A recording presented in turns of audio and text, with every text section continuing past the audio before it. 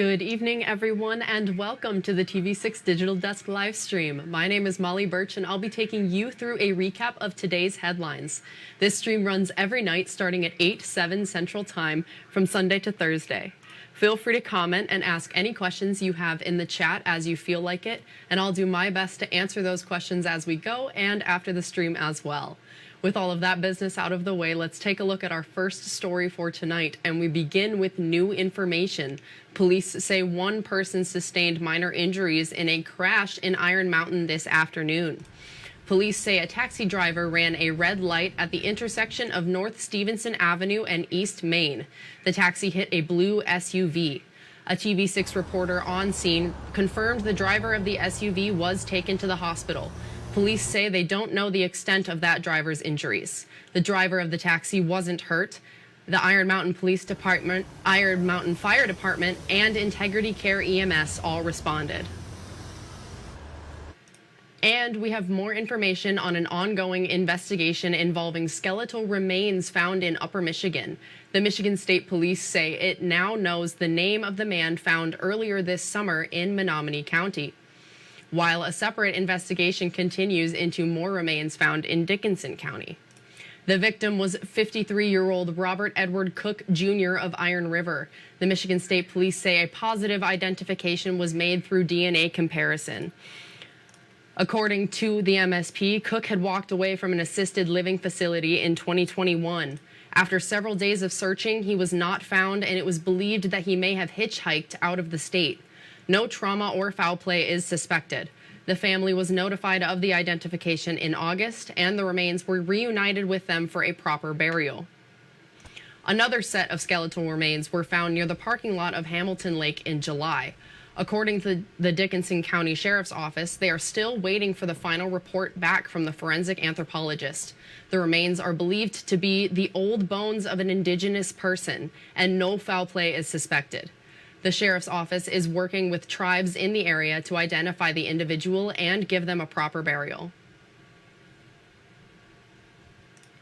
And I see a comment from Gwen asking if we were at the nonprofit conference in Marquette today, and we were. We do have information on that on uppermichigansource.com or the TV6 and Fox UP mobile news app. And for our next story tonight, remodeling construction is now complete at Toddick's Marketplace Foods. The store is completely revamped with improvements such as a new sushi bar, an updated liquor section, and even a caribou coffee shop. Toddick's hosted a ribbon-cutting ceremony to celebrate the refurbished store. Coborn's Inc., the store's parent company, says customers have been very supportive during construction. We are grateful for our customers' patience through all of this, because we know it has been disruptive and has not been easy, but we're hoping they'll hang in there with us and come in and see the all-new store. In addition to the ribbon-cutting ceremony, there was also a host of special deals and free samples that folks could enjoy during their shopping trip. And today, Partridge Creek Farm employees and volunteers started a project they say will lead to more fresh food. They're building a 30 by 72-foot hoop house funded by a USDA farm-to-school grant. A hoop house is a structure that extends the growing season. The farm manager says the hoop house will let them have fresh local food later in the year and earlier in the spring. Hoop houses are great for growing things that are cold sensitive, so tomatoes, cucumbers, peppers, and then in the wintertime we'll be able to grow cold loving crops like spinach, kale, and have those things survive the winter. Partridge Creek Farm had to reschedule their volunteer day due to weather. It's now at 9 in the morning on Saturday at 550 Cleveland Avenue in Ishpeming.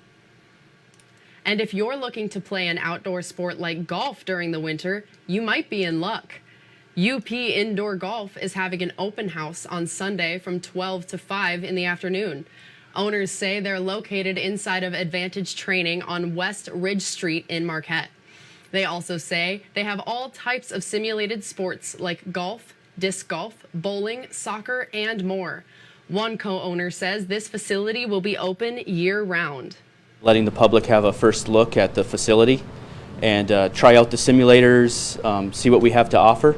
And then we're also having a closest to the pin competition. So we've got cash prizes for a adult and kids division, and we've got some free goodies to hand out to people. The owners also say that after Sunday, they will be open on Tuesdays and Fridays from 10 in the morning to 8 at night. Their weekend hours are Saturday from 10 in the morning to 10 at night, and on Sunday from 10 a.m. to 6 p.m. And an Upper Peninsula tourist attraction may be closing for good. The owners of Tequamanon Falls Riverboat Tours are looking for someone to purchase it. TV6's Caden Minus went out on a tour to find out what its future could hold. This may be one of the last times the Hiawatha Riverboat takes passengers down the Tequamanon River. Joe Beach and Robert Hunter started the Tequamanon Falls Riverboat Tours in 1927. Chris and Dixie Stewart have been the owners since 1982. Now, the couple say the tourist attraction needs a new owner as they are retiring. We have it listed and we're trying to find a new buyer. We have several people looking, but nothing official happening yet. So we'd certainly entertain anybody contacting us who might be interested in buying us out. Stewart says if the attraction is not sold, they do not plan on reopening next spring. She says they're willing to negotiate selling certain aspects of the attraction. If we don't get somebody that wants to buy the entire operation, we would be open to selling it to someone who maybe just wanted to do the train operation only. And if that doesn't work out either, then all the equipment will be, and the tools and everything will all just be sold off, and some of the property too. Stewart says the tours provide an economic benefit to the surrounding towns. A lot of people stay in Newberry, they eat at the restaurants, they buy gas at the gas station, so it does have a big impact on the local community, having a local attraction. Otherwise, they drive up to the falls, they spend a couple hours there, and then they're down to the next town, and they don't stay in Newberry very much. The tour starts right here in Sioux Junction, where these trains will be taking us to a boat that will be taking us down the Tequamanon River. And ends over here at Tequamanon Falls. Stewart says the new owners would get 160 acres of land in Sioux Junction and near M28. And they would get this boat, they would get all the train equipment and everything it takes to run the trip. And they'd be leasing the tracks and the dock area and the buildings that are at the dock. Stewart also says while she is sad to be leaving, she is also excited to be spending some quality time with her family. Caden Minus, TV6 News, Sioux Junction. Thank you, Caden. And for our final story this evening, this weekend, the Pink Pumpkin Race is back.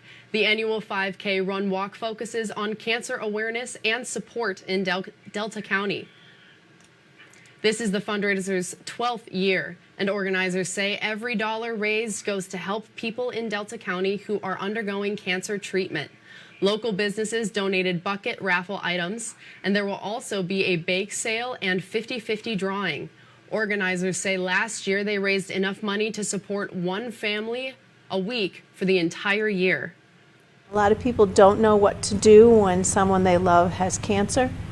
So this way they've got the opportunity to come down, maybe put some money in these great bucket raffles and help support the family in that way. Registration starts at 9 in the morning on Saturday at Gladstone Pavilion. And that's all the stories we have for you tonight. Be sure to tune in tomorrow night, be sure to tune in on Sunday night, where I'll be here at the same place at the same time. That's 8/7 Central Time with a recap of Sunday's headlines. If you have a story idea you think we should report on, feel free to contact us at any time. These are a few easy ways to get a hold of both myself and others in the newsroom. And again, you can contact us at any time. We'd love to hear from you with your story ideas. Thank you again for joining me live at the TV6 Digital Desk. Have a good rest of your night.